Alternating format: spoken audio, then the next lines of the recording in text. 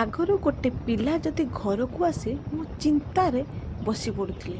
କାହିଁକି ନା ଏ ପିଲାକୁ ସମ୍ଭାଳୁଛନ୍ତି କେମିତି ତାଙ୍କ ଘର ଲୋକ, ତା ମାଆ କେମିତି ସମ୍ଭାଳୁଛି ଆକୁ, ମୁଁ ଏମିତି ଭାବି ଭାବି ନିଜେ ହିଁ ଟେନସନ୍ ହେଇଯାଉଥିଲି। କିନ୍ତୁ ଆଜି ବହୁତ ଖୁସି ଲାଗୁଛି, କାହିଁକି ନା ମୁଁ ବି ମାଆ ହେଇଛି, ମୁଁ ବି ପିଲା ସମ୍ଭାଳୁଛି, ମୁଁ ବି ସେ ପିଲାର ବଦମାସି ଦେଖୁଛି। କିନ୍ତୁ ସେ ବଦମାସିରେ ଏତେ ସ୍ନେହ ଭରା ହେଇଛି, ମୋତେ କିଛି ଫରକ ପଡ଼ୁନି। ତାର ବଦମାସି ହେଉଛି ମୋତେ ସବୁଠୁ ଖୁସି ଦେଉଛି। ସେ ଯେତେ ବଦମାସି କରୁଛି ମୋତେ ସେତେ ଖୁସି ଲାଗୁଛି। ଆଉ ମୋର ପିଲା ଦେଖିଲେ କିଛି ଟେନସନ୍ ଲାଗୁନି, କାହିଁକି ନା ସେ ପିଲା ଭିତରେ ମୁଁ ଖୁସି ଦେଖିପାରୁଛି।